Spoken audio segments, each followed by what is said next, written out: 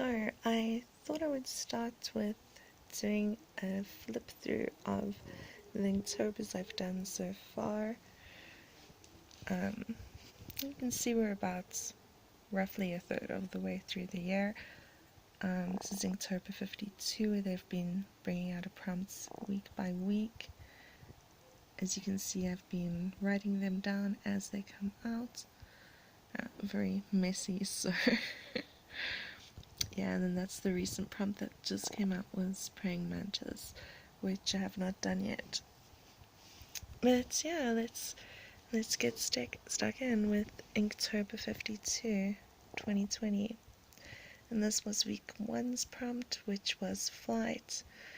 And of course I took that in a sci-fi way and made it space flight with a little spaceship going through all the planets. And the next prompt for week 2 was shadow. A little bit of touchy subject matter here, but it's probably quite relatable to a lot of people. And week 3's prompt was brick. This ended up being quite trippy and surrealistic. Again with a spaceship. And week 4's prompt was snake, and I kind of went in a mythological excuse me, I went in a mythological direction with Medusa and Quetzalcoatl.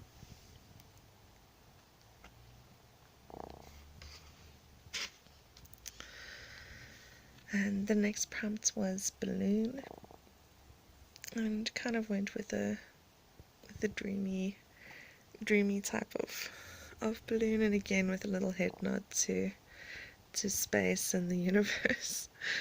It's a recurring theme that you'll see a lot in my work, as well as the rainbows. And the next prompt is the one that I executed the worst, I think, so far, and it's hammer. This was done while I was on a holiday during a power out in the dark, so I can't be too upset at myself. The fact that I managed to pull anything out was impressive in my opinion. The next week was dinner. I kind of went with Japanese festival food as my sort of interpretation of dinner. And the next prompt was spider, and yeah, a kind of some rainbow webs in the background there. You'll notice rainbows a lot in my work as well. This next prompt was wave, and although I love drawing the ocean, I didn't feel like it this week for some reason, and I was going through some rough stuff here at the time actually, so it reminds me of that. And yeah, it's ballerinas sort of doing a wave in space, of course, always space. And the next prompt was elf, and I sort of went with a fantasy versus sci-fi theme for this one. Sort of my fantasy Lord of the Rings-esque type elf on this side, and my sci-fi head nod to Vulcans from Star Trek on this side, which I thought was quite cute. The next prompt was tower, and they're just sort of in the background in mine. It's some crystal towers and like a radio tower of some kind. Yeah, and a little station outpost somewhere out in the universe. And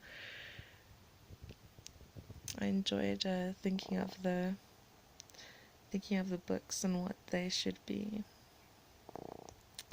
And that was kind of fun. The next prompt was elephants, and I enjoy doing these sort of symmetrical artworks where there's symmetry on both sides but something different on each one. This side was sort of technology, so it's sort of like a robot elephants or metal elephants, and on the other side it's nature, so normal natural elephants.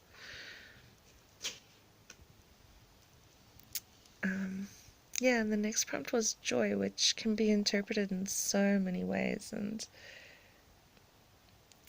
for me, there's few things that are as joyful or comforting to me as the ocean. It's also personally my favorite time of day is dusk, so it's an ocean at dusk. And one of my favorite ice creams, which is a chocolate mint ice cream. And yeah, you can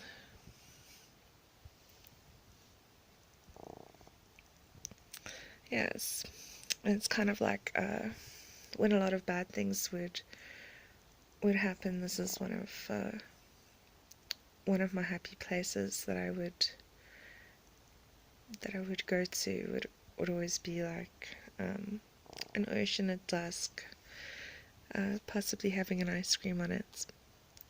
And this is when the color prompt started. The first color was green, and for some reason that made me think of a chameleon.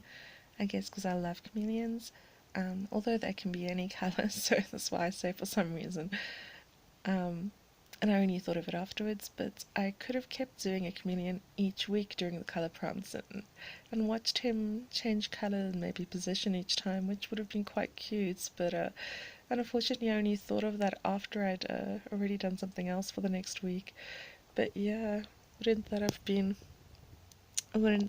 kind of a cute little idea? Mentea Celevi. I enjoyed this one quite a lot. It's green. The next prompt was red, and yeah, a lot of hidden meaning in this one, but I don't think I executed it as well as I would have hoped to.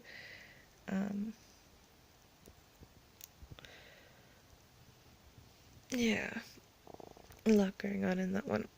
And the next week was blue, some blue butterflies.